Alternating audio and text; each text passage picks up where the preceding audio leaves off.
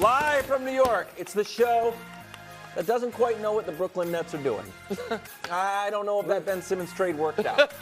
I don't know, but you know what? Ben was supposed to get busy this year. Yeah, you were trying to buy into Ben this year. I'm trying to be an optimist. Okay, well, you can't give that They to Sean said Marks. he was going to play in the playoffs. Yeah, I remember. Yeah. First things first.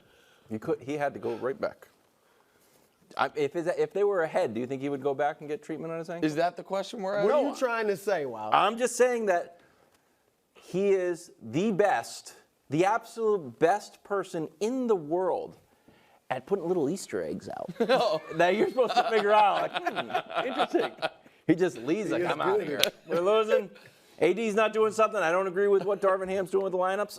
Or his ankle hurts, or all a combination. So what's the story? LeBron's injury or the Lakers' loss? Well, because like you, I don't think this is. I didn't see him writhing in pain like you saw Giannis writhing, who, by the way, missed 0 games. It's amazing he played It's amazing, last night, isn't it? After Wild considering was how much talking he was about the writhing. devastating injuries. I'm not saying it's devastating. I'm saying You Achilles. talk like he was going to be out for 3 months. It's an Achilles. That's what you said. It's an Achilles. Let's say, Josh, did you get that data on Achilles? Big deal or no big deal? I can't believe I'm the one that says You this. misled Let's me stay so on much. topic. But because I don't think this was necessarily a devastating injury or ailment that He had to LeBron's leave the dealing with. floor. I understand that. It's played definitely 36 minutes. right. The bigger story is the Lakers' loss, bar none, and it was an awful loss. Awful. They were up 17 in the first quarter, down 15 at halftime. I think they were up 19. Okay, so up 19 in the first quarter, down 15 at halftime.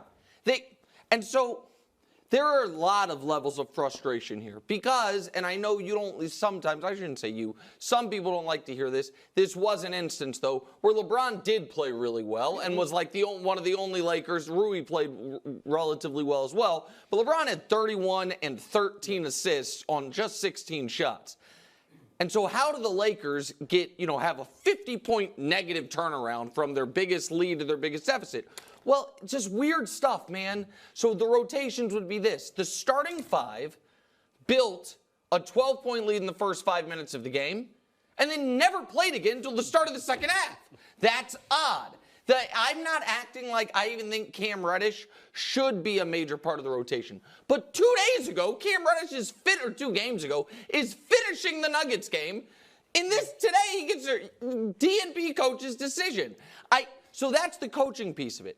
Then there is the weirder Anthony Davis piece of it. And Anthony Davis, I think, has been a whipping post when he shouldn't be at times.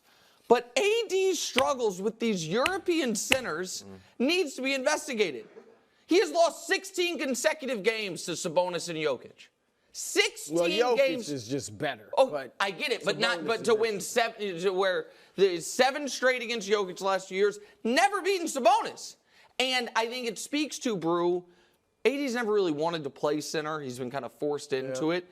And those 2 centers in particular want to body you, want to lean into you, and AD doesn't do well with it. It's not an excuse. Yeah. It's infuriating, actually. But the reason I think it's such a big deal is because you can't be the 9 or the 10. You can be the 7 or the 8. You can't be the 9 or the 10. And now Sacramento essentially, Brew, has a 5-game lead on them because they're up 4 losses and they have swept the season series up to this point. Even if the Lakers win a couple games, it probably won't matter. So this is a big loss. This is a big, bad loss. Yeah, must be. I agree with you on the loss, but let me say this about LeBron's injury. And this is why I think it's just a little bit of a concern. And obviously, I didn't even see a limp when he was walking, He had to leave in the floor. floor. It was almost an emergency. Right. But let me say this. Since the start of January, or this calendar year, 2024, he is essentially every 4 or 5 games he's had to take off a game. He had just played 7 straight, but that was after missing 2 games straight and the All-Star break. So I know he played 14 minutes in the All-Star game. But my point is, this is concerning because is he going to be able to hold up for a playoff run, right? Where you're at times playing every other day. And obviously it's more intense. Yep. The opponents are more intense. You're more intense. There's a mental strain that's not there in the regular season. And if he has to miss a game here or there, and even if he doesn't miss a game here or there, is he able to play at the level? You know, he might be hurting, but say, I'm going to play because it's the playoffs. That's what he did Is last he year. able to play at the level that they need him to play at to really win a series? So I think it's a bit of a concern. It's just something you need to watch. But I'm with you. The loss was bigger. And yesterday, I downplayed the importance of this game. I've changed my tune. Oh. You did Because I think 3 minutes ago. Yeah, you also made fun of us at the start of the show. No, yeah. Well, here's what I'm going to say. Here's what I'm going to add a little teeth to it. Oh. This is a bad matchup for the Lakers. All right, just like the Lakers are a bad matchup for OKC, they are a bad matchup for the Lakers. They've beaten them down. We know this because we talked about it yesterday. 7 of the last 8 games. And I'm going to give you what I believe is some of the reasons for AD's struggles. But number one, why they struggle against the Kings, and AD is a part of this. They can't. I mean, De'Aaron Fox is arguably the fastest guy in the league. They can't guard the point of attack. They can't even, and we know nobody can really stop Fox. Yeah. But they can't even keep him in front of them a little bit. Correct. Austin Reeves tries. He's not fast enough. D'Angelo Russell is just a bad defender. Yep. So De'Aaron Fox has his way. No, Yeah, they missed 44 Vanderbilt yesterday. in this matchup. They missed Vanderbilt. Right, and Cam Reddish, as mediocre as he is, maybe you give him a shot. Can you at least just stop him a little bit? Can you text that slow to him down a Darvin? tad bit. I will text that to Darvin. Please. But Fox averages 36 points a game this season against the Lakers. That's the most against any team in the league that he's played more than once. All right, so he has his way. Now, what happens when he has his way? All right, and he's getting to the lane whenever he wants, because he's the second, as far as guards, second in the league in points in the paint. So when he gets into the lane, AD has to either help, and then that leaves Sabonis open for, if not a basket, and a rebound. Yeah. And Sabonis averages 17 rebounds against the Lakers. And so you see, these are AD's numbers. Not only do you see the rebounds of Sabonis, this is head-to-head this season. They're 0-3, obviously, 0-9 career against Sabonis. But, Nick, even if, like, you see, we don't have AD's fouls on there. I have put that on there. Okay, AD fouls 4.5 times a game, 4.3 fouls a game against the Kings. That's the most against any team in the league. And that got him out of their rotation yesterday. Right. Yeah. So when Fox breaks down your defense, or Monk or whoever, and AD has to come off his man and help, he may foul. If he doesn't foul, Sabonis is open for a bucket, a layup, a rebound, whatever it is. And so this is a tough matchup for the Lakers.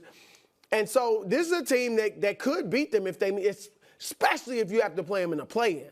Well, that's right? really the only place they would play them, unless they got deep. And that would be a tough. And you'd probably be in Sacramento. And to the point you made a couple days ago, They're bad on the road. Lakers bad on the road against everybody. Well, they've got the Bucks tomorrow, so.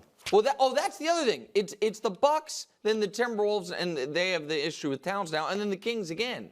This is a rough. No, it's a tough. Right. It's a tough stretch, Absolutely. and for a game that it's one thing if you come out sleepwalking. You shouldn't ever in a game this big, if you will. Exactly, but. To have it flip like that, Today's NBA is so crazy. Yeah. That's the thing with the threes. I mean, you see leagues like this vanish all the time. Especially when Darvin Ham is coaching. I was surprised. I understand some reasons for it, but I was surprised because Milwaukee's been playing well, won 6 straight, and their defense has been good. Like, Doc has helped the defense since the end of January. They've been like the 4th best defense in the league. Yesterday, I know he said he thought they were all right defensively. They gave up like 57% shooting, and they Golden State hit a ton of threes. And that's why I understand. But let me get to why I'm surprised. Giannis was back, all right? And they had just come off a big win without Giannis. And you would expect that things would have went well with Giannis and Dame. And so I was surprised by that. What doesn't surprise me is that what Doc has done with their defense is what he should have done. They're so big. Now they're slow. They're big and slow. So what he's done is had Lopez and Giannis protect the rim again like they were under Budenholzer, and it's been great. But if you're playing a team that can shoot and they get hot, they're always going to be hot. But if they're hot, and Golden State was hot last night, then that's when something like this can happen. So kind of yes and no. Yeah, so listen, I was shocked. I'm higher on Milwaukee than most folks, and we'll talk more about that in a moment. And the fact that I thought they were going to have the emotional boost of we were looking at it as, how much time is Giannis going to miss? He's going to miss time. How much? Fact that he didn't miss any additional games, that piece of it. Now, I am not going to extrapolate this to the levels that I think some will, which is people really want to believe in Golden State. Yeah. People really want to. And I think part of it is because people like Steph. Part of it is because it feels familiar. Part of it is because people actually do like dynasties and they want to keep them going. And so I think they are trying to speak into existence a more dangerous Warriors team than actually exists, despite last night they looked great. And by the way, if you want to do that, just wait a week because the Warriors are about to be on a winning streak. Because they have the opposite thing the Lakers have going on, which is their next 3 games are the Bulls, the Spurs, the Spurs. So you could beat Milwaukee, you then have these 3 games all of a sudden. And they've been playing other than the 50-point blowout. Yes. Prior to that, they had been playing well. And that also, not to tie it totally back to the Lakers, but it matters in this row. The Warriors are the 9, Lakers are the 10. Lakers about to have that tough stretch. Warriors about to have this easy stretch. We've already talked about the Kings being up ahead of them. You're running out of teams you're likely to jump. If you're the Lakers. And so I am surprised by it. It also doesn't change for me, Wilds, my long-term belief on the Warriors. That you do not believe in. That I don't think they can get out of round 1. I know you're a little higher than. I would love to see it. I'm like what you said before, because also, and one reason you didn't bring up, it would resurrect the Magic versus Steph debate if they could win a championship. Oh, sure. But they can't. Brew, let me get your take on this play that kind of jumped out. It's Clay catching his 12th dunk of the year. And everyone is very happy and surprised. Now, it wasn't that surprising. accurate. Kind of. It's his 12th of the year. He had 10 last night. In his last 3 games, he had 10, 6, and 14. How far do you think, are we happy with this? Or are we like, oh, good for Clay. He had 10. I just want Clay to hold Clay, and it feels like he had 10 in the first half, I believe. I think he had 10 at halftime. Look, he's coming off the bench now. And bench players, for the most part, are going to fluctuate. Sometimes you're going to be hot. Sometimes you're not going to be able to get it going. So as long as his attitude is right, and again, they're not a contender. I don't even think they're a contender. To win the West, they're not a contender. Could they maybe be a spoiler for a round? Yeah. I'll give them that. Okay. I do think Clay's attitude is probably shortly going to improve because it's about to get warm enough in the Bay for him to spend even more time on that boat. I saw him on the boat. We saw it yesterday. Yeah. Man, that's good for everybody. Time on the open water, the fresh air. Clay loves it. I feel like he's going to he's going to be back in his groove a bit. Splash Brothers. Yeah. Oh, good. Oh, thanks. Meanwhile, the Bucks had 9 points in the fourth quarter. Yeah. That's right, 9. Team overall scored 90 all game. So here's Doc on this offense. That's not shocking at all. You had 9 points in the fourth quarter. Yeah, I agree with him. And shot 17%. Well, the offense was bad, but the defense was bad too. But they had 90 points. Today's NBA, that's like 20. They gave up 48% shooting from 3. Bro, they had 9 points. No, the offense was by any it team was in the last all 2 bad. Okay. They gave up 125 points. But he's acting like this is going to blow your mind. I think in today's NBA, scoring 90 is worse than allowing 125. Correct. You know what I mean? It's like scoring 50 in the 90s. I mean, really, it's bad. So are the Bucks over, under, or perfectly rated? Well, listen, right now they have the 4th best title odds, and they have worse title odds than the Clippers. That is underrated. And listen, no disrespect to your beloved Clippers, bro. Maybe. But if I were ranking contenders, Denver right now should be the favorites. They're not. Boston is. But Denver should be. They're not even ahead of top Knicks tiers. I understand that. I will. There's again the committees here and all of it, and I think that the East is far harder to get through for Boston, Milwaukee, Miami, because I think the East has 3 true viable contenders to win the conference, plus whatever you think Philly is pending Embiid's health. I think the West has Denver, and then a bunch of teams hoping a different team beats Denver so they can beat that team. So I think the Bucks. Let me put it like this: the only team that I think, if Denver is at full strength, has a better than puncher's chance of beating them. Because I think the Bucks, Giannis, Jokic, Dame, Murray, and then let the rest play out. I think you can say, listen, I'm not trying to disrespect Denver, but I think it's disrespectful to Milwaukee to act like that Giannis can't be the better player for 2 weeks. Of course he could. Yeah. And I know it's not just the best player, but so much. No, so I think they are right now a touch underrated, Brew. Believe it or not, I agree with you in that I would flip them in the Clippers. The Clippers been upsetting me. And last night they came back and beat your Rockets. Yeah. But they look bad for a lot of that game. And the Clippers, James Harden, there's a question there. So I think Boston, I agree, Denver, Boston, Milwaukee. It should be that order. So Milwaukee, they should be number. And they are a tad underrated. Look, when Dame and Giannis both play, their record of percentage-wise, they win over 70% of their games. That would be like the second best record in the league. Yep. So they should be a tad bit higher. From Josh, they're 16-15 on the road this year. Last year they were 26-15 on the road.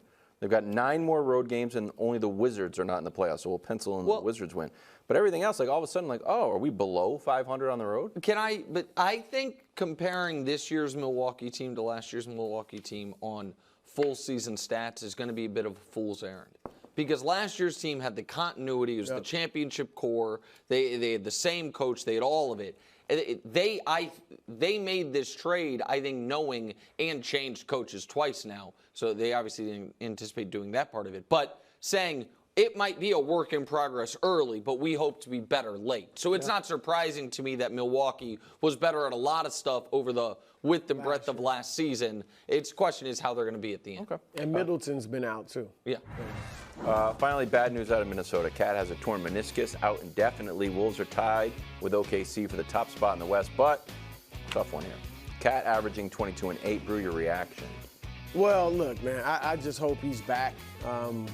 It's really unfortunate. I don't think they would have won the West with him, or hopefully he's back, and I don't think they will win the West with him. But I think they would be dangerous. I think they're the best defensive team in the league. Mm-hmm. He can score inside, and he's a great three-point shooter, 42% from three.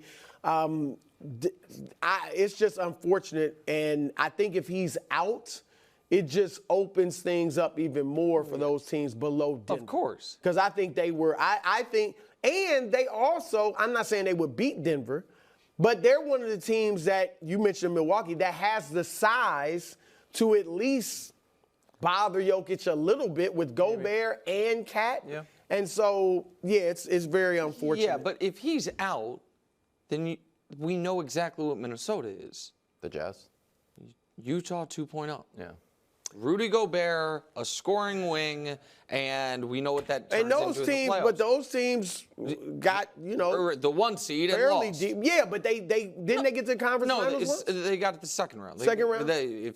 No, they never got to the conference finals. I'm almost certain of that. We can. Well, they lost to the Clippers. I think that was the second round. They lost the second round. Listen, I just think that we know what I feel we know what a team in the playoffs will look like if one of your top 2 guys is Gobert. The idea for the Timberwolves that was interesting is you're going to have such a different roles because you have Karl and Rudy, and then you have Anthony in the place of Donovan Mitchell. So it would be, if he's out, they're done. Yeah. If I don't know if anyone at this table fully believes in them, even if he's in. But if he's out, not as a team that could win the West. Which is a weird thing to say about the 1 seed or the potential 1 seed, but that's where we're at. Okay. Yeah. All right. Bills Super Bowl window closing. It's next on FS1, the Fox Sports Channel, and Sirius XM. It's great. If you're in your car listening. Thanks for watching. Subscribe here to get more from the show and to check out clips from other shows on FS1.